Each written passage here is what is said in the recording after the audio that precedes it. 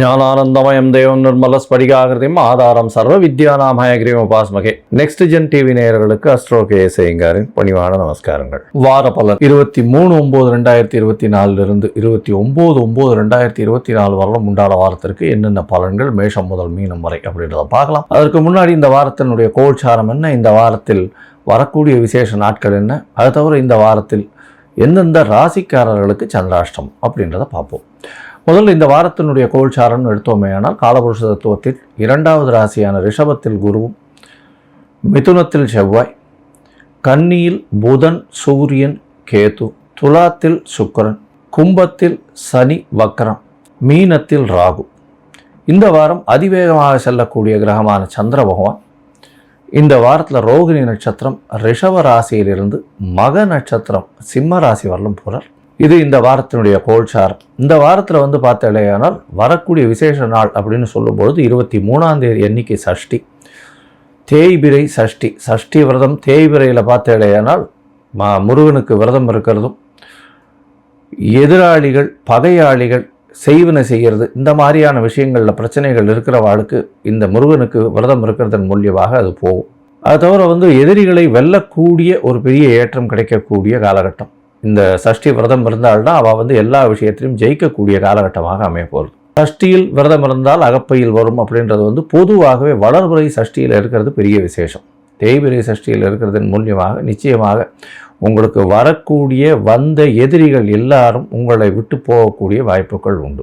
உங்களுடைய கடன், உங்களுடைய அந்தஸ்து, பதவி இதெல்லாம் போனதெல்லாம் திரும்பி வரக்கூடிய காலகட்டம் இந்த சஷ்டி விரதம் பண்ணேன்னா தேய்பிறையில் முருகப்பெருமானை வணங்கிட்டு பண்ணுறது பெரிய ஏற்றத்தை கொடுக்கும். இந்த வாரத்தில் பார்த்தாலேயானால் இது பித்ருக்களினுடைய வாரம். ஏற்கனவே சொல்லியிருக்கோம், இது இந்த மாதமே புரட்டாசி மாதமே பித்ருக்களினுடைய மாதம். புரட்டாசி மாதத்தினுடைய பலன்கள் தனியாக போட்டிருக்கேன். அதை தவிர புரட்டாசி மாதத்தின் பித்ருக்களின் தோஷத்தை பற்றியும் தனியாக ஒரு 15 நிமிஷம் வீடியோ போட்டிருக்கேன்.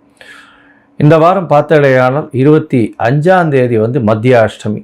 மத்தியாஷ்டமி அப்படின்னு சொல்லக்கூடியது அதாவது உங்களுடைய மூதாதையர்கள் இறந்தவர்களுக்கு எந்த திதி நட்சத்திரம் தெரியாமல், அவங்க எப்போ போயிட்டாங்கன்றதும் தெரியாமல், எப்போ இறந்து போனார்கள்ன்றது தெரியாமல் இருந்ததே. ஆனால் அந்த காலகட்டத்தில் இந்த மத்தியாஷ்டமியில் பண்ணுறது விசேஷம்.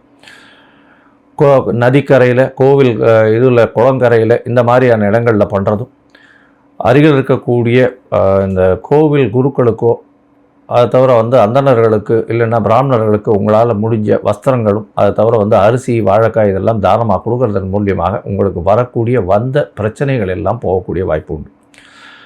26ஆம் தேதி அவிதா நவமி அப்படின்னு போட்டிருக்கும். அது அவிதவா நவமி. விதவா அப்படின்னா கணவனை இழந்தவர்கள்.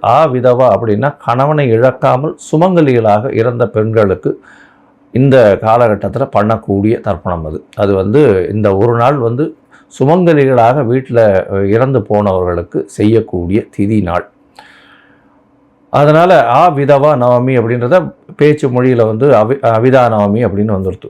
இதனால் பார்த்தாலேயானால் அந்த அன்னைக்கு யார் யாருக்கெல்லாம் உங்களுடைய முன்னோர்களில் யாராவது சுமங்கலிகளாக இறந்து போயிருந்தார்களே ஆனால் அவர்களுக்கு திதி கொடுக்கறதும் தர்ப்பணம் கொடுக்கறதும் ரொம்பவும் விசேஷம். இந்த வாரத்தில் பார்த்தேன்னா 28ஆம் தேதி அன்னைக்கு, அதாவது சனிக்கிழமை அன்னைக்கு ஏகாதசி. சனிக்கிழமையே வருது ஏகாதசி. இந்த புரட்டாசி மாதமே கோவிந்தா மாதம்னு சொல்லுவோம். வெங்கடேச பெருமாளுக்கு பெரிய உகந்த மாதம். அதுவும் ஏகாதசி வர்றது பெரிய விசேஷம். துளசியால் அர்ச்சனை பண்ணுறது மிகவும் ஏற்றமான காலம் அப்படின்றத சொல்கிறோம். இந்த வாரத்தில் வரக்கூடிய அதாவது சந்திராஷ்டமம் எந்தெந்த ராசிக்குன்னு பார்த்தாலேயானால் துலாம், விருச்சிகம், தனுசு, மகரம் இந்த 4 ராசிகளுக்கு சந்திராஷ்டமம் வருது. சந்திராஷ்டமம்னா உங்களுடைய ராசிக்கு 8ஆம் இடத்துல சந்திர பகவான் மறையிறது சந்திராஷ்டமம்னு சொல்கிறோம். சந்திர பகவான் மதிகாரகன்னு சொல்லக்கூடிய மறைந்து இருக்கக்கூடிய காலகட்டத்தில் தவறான முடிவுகள் எடுக்கக்கூடும். அதனால் உங்களுடைய அதாவது வர வேண்டிய விஷயங்களும் வராமல் போகக்கூடிய வாய்ப்புகள் உண்டு. தேவையில்லாமல் யாருக்கும் ஜாமீன் கையெழுத்து போடாதீங்க. இந்த சந்திராஷ்டமத்தில் தாக்கம் குறையிறதுக்கு ஒருவேளை நீங்கள் அன்றைக்கி அதை ஏதாவது ஒரு விஷயத்தை பண்ணியே ஆகணும், புதுசான முயற்சியை எடுத்தே ஆகணுன்ற கட்டாயத்திலிருந்து, வெளியூர் வெளிமாநிலம் போக வேண்டிய கட்டாயத்தில் இருந்தால் சந்திர பகவானுக்கு உண்டான இந்த பரிகாரம்னு சொல்லக்கூடிய நெல், பச்சரிசி இது அருகில் இருக்க கோவில் தானமாக கொடுத்துட்டு போகிறதன் மூலியமாக சந்திராஷ்டமத்தின் தாக்கம் குறையும். சரி, இந்த வாரம் மேஷம் முதல் மீனம் வரை, அதாவது 23/9/2024 29/9/2024 வரை உண்டான வாரத்திற்கு எப்படி இருக்குன்னு பார்க்கலாம். அதற்கு முன்னாடி என்னுடைய மொபைல் நம்பர் கீழே ஸ்க்ராலிங்கில் போயின்னு இருக்கும். உங்களுக்கு அஸ்ட்ராலாஜிக்கல் கன்சல்ட் தேவைப்பட்டதுன்னா எனக்கு ஒரு ஃபோன் பண்ணுங்க. உங்களுடைய date, time, place of birth, உங்களுடைய நேம், பேரண்ட்ஸினுடைய நேம் அதை எனக்கு அனுப்பிச்சிங்கன்னா என்னுடைய கட்டணம் என்னன்னு தெரிவிக்கிறேன். அந்த கட்டணத்தை போட்டு அந்த பேமெண்ட்டினுடைய ரெசீட் இல்லை யூடிஆர் நம்பர் போட்டிங்கன்னா உங்களுடைய ஜாதகத்தை போட்டு ஜாதகத்தில் சந்தி இருக்கான்றதை பார்த்து, அதாவது உங்களுடைய ராசி சந்தி, நட்சத்திர சந்தி, நட்சத்திர பாத சந்தி இதெல்லாம் இருக்கான்னு பார்த்து உங்களுடைய ஜாதகத்தை போட்டதுக்கு அப்புறம் உங்களுக்கு அப்பாயின்மெண்ட் தரேன். நம்ம ஒரு இது ஆன்லைன்லேயும் இது பண்ணலாம். அது தவிர ஆஃப்லைனில் என்னை பார்க்க வரணும்னாலும் அப்பாயின்மெண்ட் எடுத்துக்கிட்டு வாங்கும். இப்போ எனக்கு தெரிஞ்சவா பாதி பேர் ஒரு 35-40 இயர்ஸ்லாம் இருக்கிறவாளுக்கு எந்த நட்சத்திர பாதம்னே சரியாக தெரியாமல் அவள் துலா ராசின்னு நினச்சிட்டு இருக்கா, விருச்சிக ராசிக்காரளாக இருப்பாள். விசாக நட்சத்திரம் 3ஆம் பாதம் நினச்சிட்டு இருப்பா, 4ஆம் பாதமாக இருக்கும். அதனால் அந்த சந்தி பார்க்குறது ரொம்பவும் முக்கியம். அதே மாதிரி மிருகசீரிஷ நட்சத்திரம் இருக்கும். 2 அதாவது உடைந்த நட்சத்திரங்கள் வர இடத்துல எல்லாத்துலேயுமே இந்த பிரச்சனைகள் வரும். அதே மாதிரி பார்த்தாலேயானால் முதல் பாதம் வரும்பொழுதும் சரி, அதாவது ஒரு நட்சத்திரத்தின் முதல் பாதம் வரும்பொழுதும் அது முந்தின நட்சத்திரத்தினுடைய கடைசி பாதமாக கூட இருக்கக்கூடும். அதனால் நட்சத்திர சந்தி பார்த்து அதன் வழியாக செயல்படுறது மட்டும்தான் ஒரு நல்ல தீர்வு. நீங்கள் அனுப்புங்க, நான் எனக்கு முடிஞ்ச இதுவை உங்களுக்கு பண்ணுறேன். இப்போ ஒரு ராசியாக மேஷம் முதல் மீனம் வரை பார்க்கலாம். மிதுனம், மிருகசீரிஷம், திருவாதிரை, புனர்பூசம் இந்த 3 நட்சத்திரம் 9 பாதங்களை கொண்ட ராசி. ராசியின் அதிபதி அப்படின்னு சொல்லக்கூடிய ஒரு புத பகவான். இந்த வாரம் உங்களுடைய ராசிநாதன் 4ஆம் இடத்துல திக்பலம், 4ஆம் இடத்தில் ஆட்சி பலம் பெற்று உச்சபலம் பெற்று மூல திரிகோண வீட்டில் இருக்கிறது பெரிய விசேஷம்.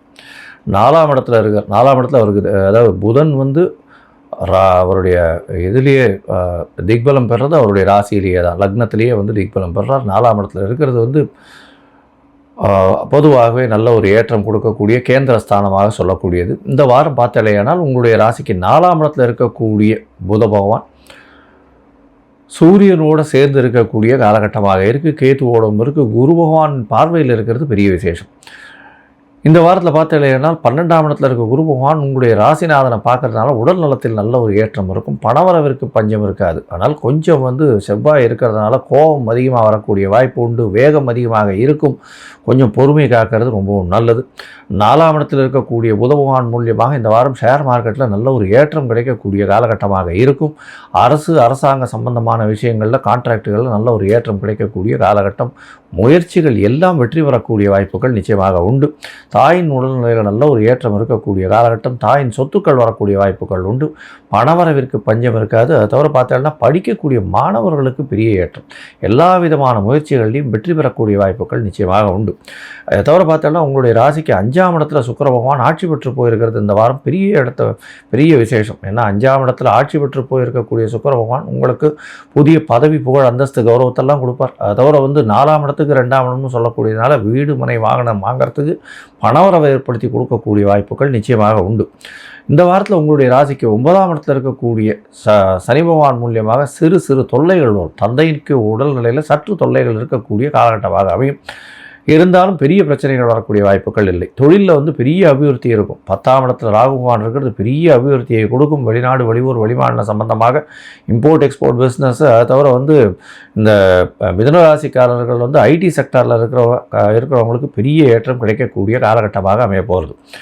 இந்த வாரத்தில் பார்த்தேனால் உங்களுடைய ராசிக்கு 2ஆம் அதிபதினு சொல்லக்கூடிய குடும்பாதிபதியான சந்திர பகவான் அதிவேகமாக செல்லக்கூடிய கிரகம் உங்களுடைய ராசிக்கு 12ஆம் இடத்துல இந்த வாரத்தை ஆரம்பிக்கிறார். 23/9/2024 29/9/2024 வரை உண்டான வாரத்தில் சந்திர பகவான் 24ஆம் தேதி காலை ஒரு 4:30 மணி வரலும் இருக்கக்கூடிய காலகட்டமாக அமையிறது. 12ஆம் இடத்தில் குரு சந்திரன் உச்சம் பெற்று போய் குருவோடு சேர்ந்து இருக்கிறது பெரிய விசேஷம். இதன் மூலியமாக குடும்பத்தில் கணவன் மனைவிக்குள்ள நல்ல ஒரு ஏற்றம் இருக்கும். பார்ட்னர்ஷிப் பிஸ்னஸில் பெரிய ஏற்றம் கிடைக்கக்கூடிய காலகட்டம். சுப செலவுகள் வரக்கூடிய வாய்ப்புகள் நிச்சயமாக உண்டு. தவிர பார்த்தாலேயானால் அதாவது வெளிநாடு, வெளியூர் போகக்கூடிய வாய்ப்புகள் உண்டு. வெளியூர், வெளிமாநிலம், வெளிநாடு போய் இந்த வெளிநாட்டில் இருக்கிறவர்களுக்கு பிஆர் கிடைக்கிறதுக்கெல்லாம் பாசிபிலிட்டி ரொம்ப அதிகமாக இருக்கும். இந்த வாரத்தில் உங்களுடைய ராசியிலேயே சந்திர பகவான் வரும். சந்திர பகவான் 24ஆம் தேதி காலத்திலிருந்து 26ஆம் தேதி இரவு ஒரு 10:30 மணி வரலும் இருக்கக்கூடிய காலகட்டம் இருக்குது. இந்த காலகட்டத்தில் பார்த்தீங்கன்னா சந்திர பகவான் உங்களுடைய ராசியிலேயே வர்றது பெரிய விசேஷம். இதன் மூலியமாக செவ்வாயும் சந்திரனும் சேர்ந்து இருக்கக்கூடிய காலகட்டம். சந்திரமங்கள யோகம் அமையறதன் மூலியமாக நல்ல ஒரு ஏற்றம் கிடைக்கக்கூடிய காலகட்டமாக அமைய போகிறது. இந்த வாரத்தில் 6ஆம் அதிபதியும் 11ஆம் அதிபதியும் உங்களுடைய ராசியிலேயே இருக்கிறதன் மூலியமாக புதிய வேலை கிடைக்கக்கூடிய பாக்கியமும், அதை தவிர பார்த்தீங்கன்னா வேலையில் பெரிய மாற்றங்கள் ஏற்படும், ஏற்றங்கள் ஏற்படக்கூடிய காலகட்டமாக அமைய போகிறது. உங்களுடைய ராசிக்கு 2ஆம் இடத்துல சந்திர பகவான் போகிறார். ஆட்சி பெற்று போயிருக்கக்கூடிய காலகட்டமாக அமையிறது. 2ஆம் இடத்துல போய் இருக்கக்கூடிய சந்திர பகவான் 26ஆம் தேதியிலிருந்து 29ஆம் தேதி காலை ஒரு 7 மணி வரலும் இருக்கக்கூடிய காலகட்டமாக அமையிறது. இந்த காலகட்டத்தில் பார்த்தீங்கன்னா அதாவது பேச்சில் நல்ல நளினம் இருக்கும், பணவரவிற்கு பஞ்சம் இருக்காது, குடும்பத்தில் நல்ல ஒரு ஏற்றம் கிடைக்கக்கூடிய காலகட்டமாக அமைய போகிறது. உங்களுடைய ராசிக்கு 3ஆம் இடத்துல சந்திர பகவான் போகிறார். 3ஆம் இடம்னு சொல்லக்கூடிய 2ஆம் அதிபதி 3ஆம் இடத்துல போகும்போது பணவரவிற்கு பஞ்சம் இருக்காது, முயற்சிகள் அனைத்தும் வெற்றி பெறும், தாயின் உடல்நிலையில் நல்ல ஒரு ஏற்றம் கிடைக்கக்கூடிய காலகட்டமாக அமைய போகிறது. இந்த வாரம் பார்த்தீங்கன்னா நல்ல ஒரு ஏற்றம் கிடைக்கக்கூடிய வாரமாக இருக்குது. இருந்தாலும் உடல் நலத்தில் சற்று கவனமாக இருங்க. ஏன்னா செவ்வாய் ராசியிலே இருக்கிறது அந்த அளவு விசேஷம் இல்லை.